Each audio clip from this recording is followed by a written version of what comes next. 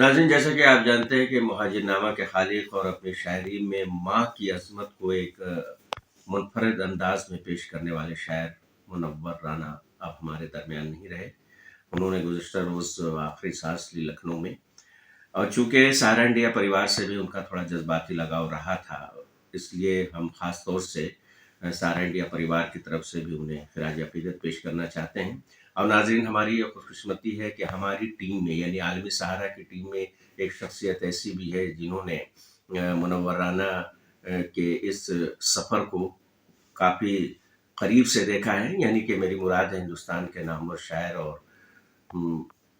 और नाज़िम मुशायरा जनाब मोइन शादाब से, जिन्होंने न जाने कितने स्टेज शेयर किए हैं मुशायरे के। और जाहिर सी बात है, मोइन शादाब साहब की निज़ामत में भी मुनव्वर राना ने कई मुशायरे पढ़े हैं, तो काफ़ी करीब से उन्होंने देखा है। मोइन भाई, सबसे पहले तो हम ये जानना चाहेंगे कि मोइन शादाब किस तरह से ख़िराज अक़ीदत पेश करेगा मुनव्वर राना को सबसे पहले, फिर उसके बाद उनके बारे में मज़ीद बात करें। देखिए, मेरे लिए तो बड़ा ज़ाती सा सदमा भी है ये, बड़ा जज्बाती सा मैं हो रहा हूँ इस वक्त, क्योंकि मुशायरों के अलावा भी मेरा बड़ा वक्त गुजरा मुनव्वर राना साहब के साथ। उनके घर से भी ताल्लुक़ रहा। जब वो दिल्ली आते थे तो हमेशा मुझे फ़ोन करते थे और कहते थे, भाई कहाँ हो, आ जाओ, साथ खाना खाएंगे। तो बिल्कुल ऐसा लग रहा है कि जैसे कोई घर का कोई फ़र्द चला जाता है। और जहाँ तक मुशायरों का ताल्लुक़ है, तो एक जो हमारी नस्ल है, ऐसे अनगिनत लोग हैं जिनकी वो सरपरस्ती करते रहे शबाब साहब जी। तो बड़ा ज़ाती सा गम है, और मुझे लग रहा है कि ये जो हमारे लिए गम है, ये बड़ा नाकाबिल तलाफ़ी नुकसान है, जिसकी वजह से हमें ये गम हुआ है। जी, बिल्कुल सही फरमाया आपने, क्योंकि एक मुनफरिद लबो लहजा तो उनका था ही, साथ साथ जिन मौज़ूआत पर वो शायरी करते थे वो काफ़ी कुछ अलग होती थी। और जब भी वो खड़े होते थे किसी मुशायरे में, तो नाजरीन या सामईन को इस बात का एहसास ज़रूर होता था कि अब जज्बाती लम्हा आ गया है। जज्बाती शायरी वो करते थे सबसे ज़्यादा। तो क्या उनके साथ जिस तरह के देखा हमने उनकी पूरी ज़िंदगी में कि नशेब व फराज से गुजरे जिस तरह से, तो क्या उनकी ज़ाती ज़िंदगी का अक्स उनकी शायरी पर था? देखिए, ज़ाती ज़िंदगी इस मानी में आप कह सकते हैं कि उनका अक्स उनकी ज़िंदगी में था, क्योंकि वो एक कारोबारी भी थे जी। और ख़ास तौर से जो मज़दूर तबका है और जो हमारे समाज के दबे कुचले लोग हैं, और वो एक्टिविस्ट भी रहे अपने जवानी के आलम में, बहुत सी तहरीकों में शामिल हुए। तो सबसे पहला जो दर्द था उनके यहाँ शायरी में, वो मज़दूरों का दर्द, जो मशक्क़त करने वाले लोग हैं, उनके पसीने से उन्होंने शायरी लिखी। तो इसको आप ज़ाती कहीं न कहीं मान सकते हैं, क्योंकि जिस तबके से उनका ताल्लुक़ था, तो उस तबके का जो दर्द था, जो गम था, जो मसाइल थे, उन्होंने बहुत खूबसूरती के साथ पेश किए। और शायद आपको याद होगा कि मुनव्वर राना जिस शेर से मकबूल हुए थे या मशहूर हुए थे, यह तारुफ सबसे पहली बार इस शेर से हुआ था। जी, सो जाते हैं फुटपाथ पे अखबार बिछाकर, मजदूर कभी नींद की गोली नहीं खाते। तो इस मानी में ही उनका ज़ाती दर्द था, जो बयान होकर बाद में उनकी शायरी में हमको नजर आता है। हालांकि बाद में माँ और जो घरेलू रिश्ते हैं, उसके साथ वो अपनी शायरी को लेकर आगे बढ़े, ये भी एक अछूता मौजू था हमारे खासतौर से मुशायरों की दुनिया के लिए। माँ पे ऐसा नहीं कि लोगों ने शेर ना कहे हो मुनव्वर राना से कम, लेकिन माँ पर मुनव्वर राना ने इतना लिखा और इस अंदाज से लिखा, इतने रंग रूप थे इस मौजू के, कि ये ऐसा लगता था कि माँ का जो मौजू है, ये मुनव्वर राना के साथ कहने के पेटेंट होकर रह गया है। मुहाजिरनामा को शायद वो अपना सबसे बड़ी उसूलियाती मानते थे शरीय एतबार से। जब भी कोई बड़ा मौका आया, उन्होंने मुहाजिरनामा का बड़े फख्री अंदाज में जिक्र भी किया।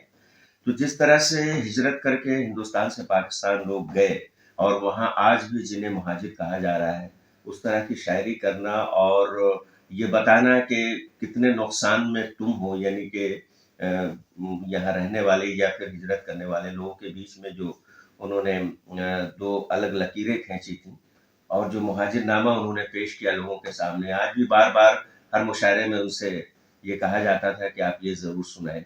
इसकी कितनी अहमियत रही उनकी पूरी शायरी? हाँ, चूंकि ये भी उनका कहीं ना कहीं बड़ा ताल्लुक था, क्योंकि उनका ताल्लुक शबाब अनवर साहब उस तबके से था जो तकसीम से मुतासिर हुआ था उनका खानदान। और बहुत से लोग मुतासिर हुए, ये तकसीम हुआ, तकसीम का वाक़या हुआ, सानेहा हुआ, तो बहुत से खानदान बढ़ गए। तो उनका खानदान भी कहीं ना कहीं जो है वो तकसीम हो गया था, और वो दर्द उनके यहाँ था। لیکن کل ملا کر انہوں نے اس ذاتی غم کو ایک اجتماعی کسی کمیونٹی کا جو اجتماعی درد ہو سکتا ہے اس کو اس طرح بنا کر پیش کیا. اور آپ جانتے ہیں کہ آج بھی جو لگاؤ ہے ان لوگوں کو جو سرحد پار چلے گئے اپنی کسی مجبوری کے تحت جو بھی رہا اس وقت کے حالات, لیکن ان کا دل کہیں نہ کہیں ہندوستان میں چپکا رہتا ہے جو وہ نسل تھی جس نے ہجرت کی تھی. اور اسی طرح یہاں کے وہ لوگ جو جن کے عزیز بچھڑ کر چلے گئے ان کا بھی دل جو ہے وہ ہمیشہ اپنے عزیزوں میں رہتا ہے. تو انہوں نے ہم ایک طرح سے تقسیم کی مخالفت کی مہاجر نامہ لکھ کر, اور یہ ان کا شعری احتجاج تھا. مہاجر ہیں ہم ایک دنیا چھوڑ آئے ہیں, تمہارے پاس جتنا ہے ہم اتنا چھوڑ آئے ہیں. تو یہ جو چھوڑ جانے کا جو خسارہ جو ہے یہ کہ ہندوستان جیسی سرزمین کو چھوڑنا اور ہندوستان میں ہمارے آبا و اجداد کا جو اثاثہ تھا اس کو چھوڑنا, اور خاص طور سے جو اپنی دھرتی سے لگاؤ ہوتا اس کو, وہ ایک بڑا سرمایہ تھا. تو اسی کی جانب اشارہ کیا. جہاں تک اہمیت کی بات ہے تو اس کو بڑی اہم نظم و تصور کیا کرتے تھے, اور جس وقت یہ نظم لکھی تھی تو بالکل رواں دواں انداز میں وہ شعر کہتے گئے اور ہزاروں شعر ان کے جمع ہو گئے, اور انہوں نے پوری دنیا میں اس کو پڑھا بھی, اور وہ مہاجر نامے کے اشعار ان سے سنے جاتے تھے ہمیشہ. تو اس کو ایک بڑا اپنی شاعری کا ایک بڑا حصہ وہ مانتے رہے. لیکن چونکہ یہ کرب کچھ خاص لوگوں کا تھا, ایک خاص طبقے کا تھا جو تقسیم کا شکار ہوا. جو لوگ شکار نہیں ہوئے تقسیم کے ان سے کوئی لینا دینا نہیں رہا, کوئی سروکار نہیں. سرحد پار بہت سے لوگوں کو بہت سارے اشعار ان کے پسند بھی نہیں آئے تھے. جی جو لوگ ہجرت جنہوں نے نہیں کی تو اس کو محسوس نہیں کر سکتے. تو اس طرح سے آفاقی نظم نہیں بن سکی ان کی, لیکن بہرحال ایک خاص طبقے کی بڑی کمیونٹی کی نمائندگی اس نظم نے ضرور کی تھی. محی شاداب صاحب, مجھے یاد آتا ہے 2014 کا وہ سال جب ساہتیہ اکیڈمی ایوارڈ ملا منور رانا صاحب کو, اور آپ نے ان سے بات کی. تو جب حالانکہ ہم ناظرین کو بتا دیں کہ وہ الگ انٹرویو ہم خود آپ کو دکھائیں گے, لیکن ہم یہ جاننا چاہتے ہیں کہ یہاں پہ مختصر میں کہ کیا جذبات تھے ان کے, کیونکہ ایوارڈ وغیرہ کے دوڑ میں کبھی منور رانا کو بہت زیادہ دیکھا نہیں گیا. وہ ایک بریکر مانتے تھے اس کو کہ بیچ میں آ جاتا ہے, لیکن جب خاص کر کے سرکار کی طرف سے حکومت کی جانب سے جب ایوارڈ ملتا ہے, یا پھر کوئی تنظیم بھی اگر آپ کو ایوارڈ دیتی ہے, تو اس کا مطلب یہ ہوتا ہے کہ آپ کی جو کارکردگی ہے یا آپ نے جو کچھ بھی کیا ہے اس پر سب کی نظر ہے, اور اس سے سراہا جا رہا ہے, اور اس کے عوض میں یہ ملا ہے. تو اس ایوارڈ کے ملنے کے بعد ان کا کیا رد عمل تھا؟ ہاں, یہ آپ نے صحیح فرمایا کہ ان کو کبھی وہ اس دوڑ میں شامل نہیں رہے ایوارڈ کے اعزازات کی, لیکن وہ ایوارڈ کے حق میں تو تھے. اس لیے کوئی بھی فنکار یا کوئی بھی انسان وہ چاہتا ہے کہ وہ جو کچھ کارنامہ انجام دیتا ہے اس کی پذیرائی ہونی چاہیے. اس حد تک تھے وہ, لیکن ان کا یہ کہنا یہ تھا کہ یہ مستحق لوگوں تک نہیں پہنچ پاتا ہے. کچھ اس میں بیچ میں سیاست آ جاتی ہے, کچھ اس میں جوڑ توڑ آ جاتے ہیں, کچھ مصلحتیں اس میں کار فرما ہوتی ہیں. تو ان کے جذبات یہی تھے کہ ایوارڈز اور جو اعزازات ہیں ان کی جب تقسیم ہو تو بڑی منصفانہ ہونی چاہیے. دوسری بات, جو ادب کو تقسیم کر دیا گیا, جو ایوارڈز دیے جاتے ہیں وہ ادب عالیہ یا ایک بڑا ادب, دانشوروں کا ادب, یہ کہہ کر ایوارڈ دیے جاتے ہیں. ان کا تعلق چونکہ عوامی ادب سے تھا, وہ عوام کے شاعر تھے, تو ان کا کہنا تھا کہ عوامی ادب کو آپ اس عام ادب سے یا اس مکھیہ دھارا سے الگ کیسے کر سکتے ہیں, جبکہ اور بھی اس کا شکار ہوئے, نذیر اس کا شکار ہوئے, کبیر اس کا شکار ہوئے, ساحل لدھیانی اس کا شکار ہوئے. یہ سب پاپولر شاعر تھے, ابن صفی خود اس کا شکار ہوئے. تو ان کا کہنا یہی تھا کہ وہ ادب جو سماج کے بہت قریب ہے, جو عام لوگوں کی بات کرتا ہے, وہ بھی اسی ادب کے ساتھ رکھا جائے جس کو اب ہم جو ہے دانشوروں کا ادب کہتے ہیں. تو دانشوروں کا ادب ایک طرف, پاپولر ادب ایک طرف, جی دو حصوں میں تقسیم تھا. کافی کرب تھا ان کے اندر اس کو لے کر کے, جس کی طرف آپ نے اشارہ بھی کیا. جی, یہ ہمیشہ رہا ہے کہ صاحب یہ عوام کا شاعر, یہ خواص کا شاعر, تو اس کو لے کر تھا. وہ ان کے درمیان کے فاصلے کو کم کرنا چاہتے تھے کہ عوامی ادب اور خواص کا ادب, اس کے جو فاصلے ہیں یہ ختم ہو جائیں, اور یہ کیا بھی انہوں نے اپنے مشاعروں میں بھی کیا, اپنی کتابوں سے بھی کیا, یہ فاصلہ کم ہو. اچھا, نثر میں بھی کافی خدمات رہی ہیں ان کی. تو کبھی کبھی یہ بھی لوگ کہتے تھے کہ پذیرائی ان کے نظم کے لیے ہو یا نثر کے لیے ہو. آپ خود ایک معروف شاعر ہیں, نثری تجربہ آپ کے پاس بھی ہے, آپ کی بھی کتابیں ہیں, تو یہ دونوں کام ایک ساتھ کتنا مشکل ہے, اور منور رانا کو کتنی انفرادیت حاصل تھی اس میں؟ بڑا اچھا سوال کیا آپ نے, کیونکہ میں یہ سمجھتا ہوں کہ منور رانا صاحب کو صرف شاعر ماننا ناانصافی ہے. باقی چیزیں تو ان کی ہے ہی, جو اس طرح میں ذکر کیا, سماجی کارکن تھے, ان کی کچھ سیاسی بصیرتیں بھی تھی, لیکن جہاں تک قلم کاری کا معاملہ ہے وہ صرف جتنے اچھے شاعر تھے، جتنی انفرادی شاعری انہوں نے کی، جو انفرادیت اس کے اندر تھی، اسی ٹکر کی نثر بھی انہوں نے لکھی، چاہے وہ سفید جنگلی کبوتر ہو یا بغیر نقشے کا مکان ہو. تو ایک بڑی دلچسپ اور بڑی شگفتہ اور بہت ہی رواں دواں تحریر ان کے خاکوں کی، ان شاعریوں کی اور مضامین کی ہوتی تھی. تو ادھر بھی انہوں نے اپنا ایک مقام پیدا کیا.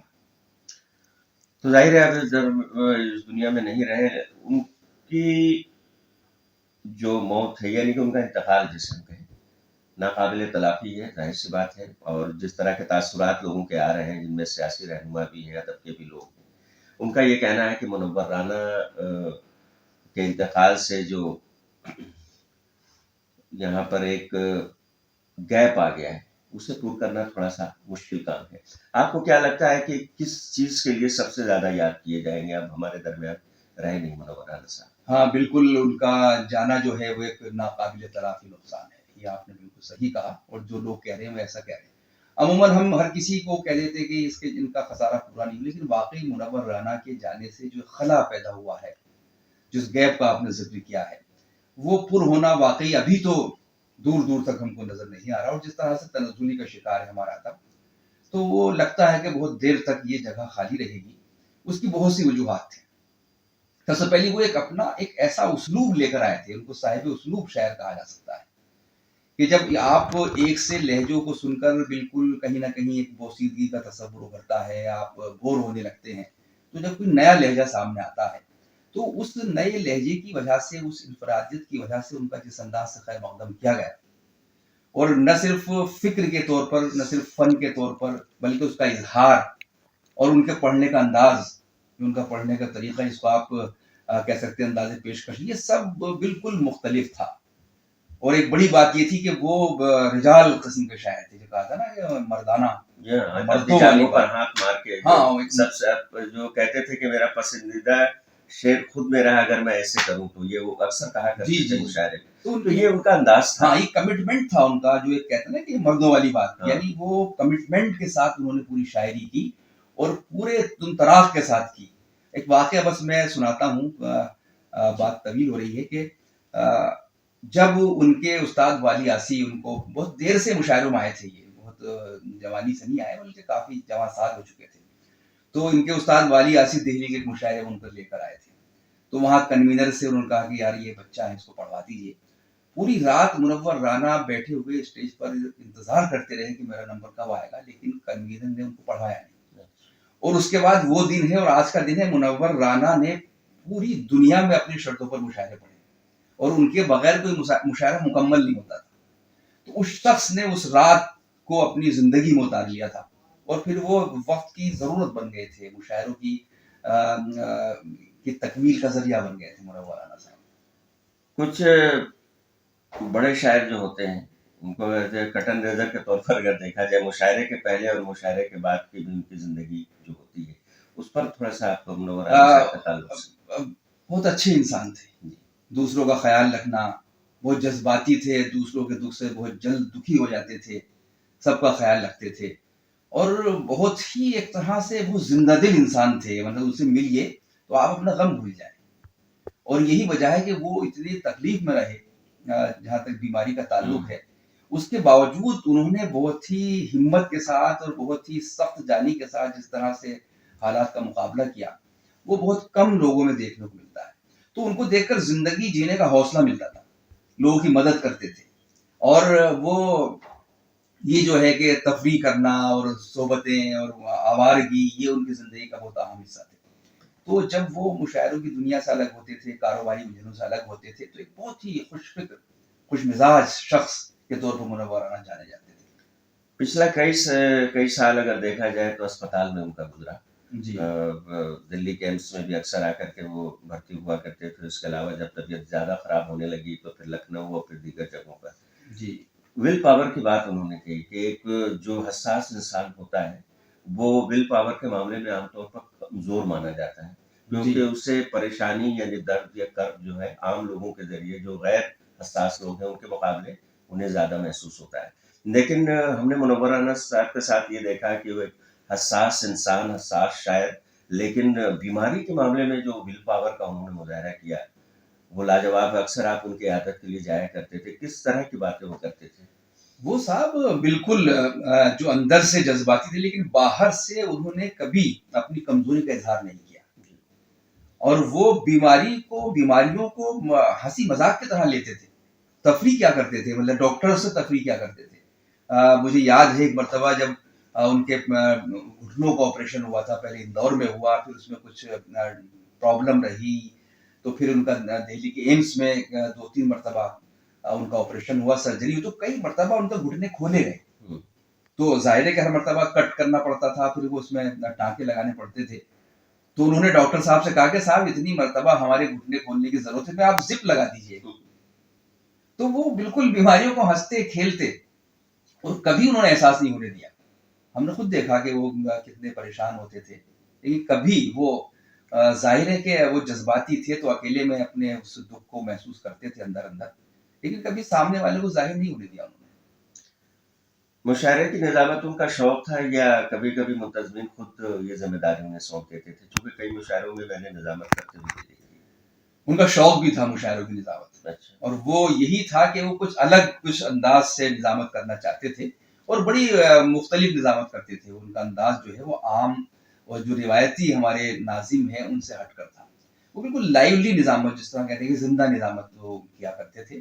لیکن بعد میں ہوتا یہ ہے کہ چونکہ ناظم مشاعرہ کا تمام وقت جو ہے وہ نظامت کی نظر ہو جاتا ہے, تو اس کی شاعری متاثر ہوتی ہے, اس کو کم پڑھنا پڑتا ہے, کبھی مزاح والی کے بعد پڑھنا پڑتا ہے, کبھی مشاعرے کا آغاز کرنا پڑتا ہے.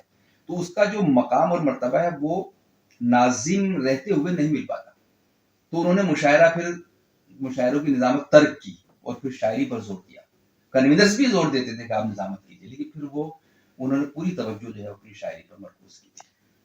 اپنے وقت کے جو شعراء کرام تھے ان میں ان کے عزیز دوست کون کون ہوا کرتے تھے جن کو وہ اپنا عزیز مانتے تھے؟ دیکھیے وہ سبھی سے بہت ہی حسب مراتب ملا کرتے تھے. جو ان کے بڑے تھے ہم نے دیکھا ہے, اپنے تمام بڑے شعراء کا بڑا احترام کرتے تھے, آداب پیش کرتے تھے, ان کی اجازت لیتے تھے, اور مشاعرے کے اسٹیج پر بھی اسی پورے ادب کے ساتھ بیٹھا کرتے تھے. جو ان کے برابری کے تھے اس سے ان کی بڑی ہنسی مذاق بے تکلفی تھی, اور چھوٹوں سے بڑی شفقت سے پیش آتے تھے, اور چھوٹے بھی ان کے دوست تھے اور بڑے بھی ان کے دوست تھے. یعنی بڑے شعراء میں یہ سمجھ لیجیے کہ وہ بے تکلفی تو ان کے اتنی تھی کہ جیسے مظفر حنفی صاحب کے ساتھ ہم نے دیکھا کہ ان کی جو شوخیاں تھی اس انداز میں بات کرتے, اپنے استاد والی آسی کے ساتھ بھی وہ بڑی بے تکلفی کے ساتھ پیش آتے تھے. ان کے خاص دوستوں میں جیسے رئیس انصاری صاحب تھے, ان کے استاد بھائی ہیں لکھنؤ میں, اللہ ان کو عمر دے, تو وہ بڑے خاص دوستوں بن کے رہے. اور بہت سے ان کے احباب رہے, جیسے راحت اندوہی کو بڑا عزیز رکھتے تھے وہ, اور ایک دوسرے کے لیے بڑی محبتوں سے لوگ پیش آتے تھے, اور سبھی سے وہ بڑے خلوص کے ساتھ پیش آتے تھے. دوستی کی بس جب پاکستان گئی تھی تو اس کا کافی ذکر ہوا تھا اور کئی شعراء کرام نے اس کو اپنی شاعری میں محفوظ بھی کیا. تو اس سلسلے پر کبھی ان سے کوئی گفتگو ہوئی آپ کی جو اٹل بہاری واجپئی صاحب کی ایک پیش رفت تھی کہ دونوں ملکوں کے تعلقات بہتر؟ وہ ہمیشہ خیر سگالی کا پیغام دیا کرتے تھے, اور صرف اٹل بہاری واجپئی نہیں بلکہ ایک سندھو ندی پر بھی ایک پروگرام کیا تھا بی جے پی نے, تو وہ اس میں بھی شامل ہوئے تھے. اور وہ ملتے رہے, ہر اچھے لیڈر سے ملتے تھے, اور ان کا مقصد یہی تھا کہ سرحدیں جو ہیں یہ ادب کا نقصان نہ کر پائیں. اور ظاہر ہے کہ بر صغیر کا جو ادب ہے وہ ایک دوسرے ملکوں کے بغیر مکمل نہیں ہوتا ہے. تو یہ رواداری کا پیغام انہوں نے ہمیشہ دیا, لیکن ہندوستان ان کے دل میں بسا ہوا تھا. اپنی مٹی سے محبت, جن پہلوؤں کا ہم نے ذکر کیا کہ رشتوں کا تقدس, مزدوروں کی بات, عام آدمی کے مسائل, وہاں وطن کا بھی بڑا درد تھا ان کے یہاں. اس کے بہت سے اشعار ان کے یہاں آپ پڑھ سکتے ہیں. تو اپنے وطن سے بڑی ان کو محبت تھی, لیکن رواداری کے وہ بہت قائم. ہندوستان کے تو لوگوں کو عزیز رکھتے ہی تھے شعراء کرام کو. سرحد پار کے کچھ شاعر ایسے ہیں آپ بتا سکتے ہیں جو شاید آپ نے سنا ہو کہ کافی زیادہ پسند کرتے تھے؟ ہاں وہ خود بھی وہاں بہت مقبول تھے, اور سب شعراء سے ملے. پاکستان کے شعراء ہاں وہاں کے بڑے شعراء کا انہوں نے کافی ذکر کرتے تھے وہاں کے, اور خاص طور سے جو نئے لکھنے والے ہیں, جو بڑے ہمارے لیجنڈ ہیں, ان کا وہ ذکر کیا کرتے تھے. اور ان کا بھی جو اب نہیں رہے, لیکن تھا ان کو ایک بڑی عقیدت رہی وہاں. احمد فراز کا ذکر بھی کرتے تھے, پیرزادہ قاسم صاحب کا, انور شعور صاحب اور جتنے بھی بڑے لوگ ہو سکتے ہیں تو وہ سب ان کو پسند تھے. تو ناظرین، جیسا کہ معین شاداب صاحب سے آپ نے سنا کہ ایک ہمہ جہر شخصیت کے مالک تھے، اور ہم جانتے بھی ہیں منور رانا کے بارے میں، اور آپ سب جانتے ہیں چونکہ ان کی زندگی کو آپ نے قریب سے دیکھا. ان کی شاعری جو ان کی تھی ان میں سب کچھ تھا، ساری چیزیں نظر کا سامنے آتی تھی. ان کا انداز بالکل نرالا تھا، اور سب سے بڑی بات یہ تھی کہ اپنی شاعری میں دو میم کو انہوں نے کافی جگہ دی تھی، ایک میم مزدور اور ایک میم ماں. تو ہم ایک مرتبہ پھر سہارا انڈیا پریوار کی طرف سے انہیں خراج عقیدت پیش کرتے ہیں اور آج کی اس گفتگو کو یہیں پر ختم کرتے ہیں. مجھے صاحب کا بہت بہت شکریہ ان کے بارے میں بتانے کے لیے. آپ کا بھی شکریہ.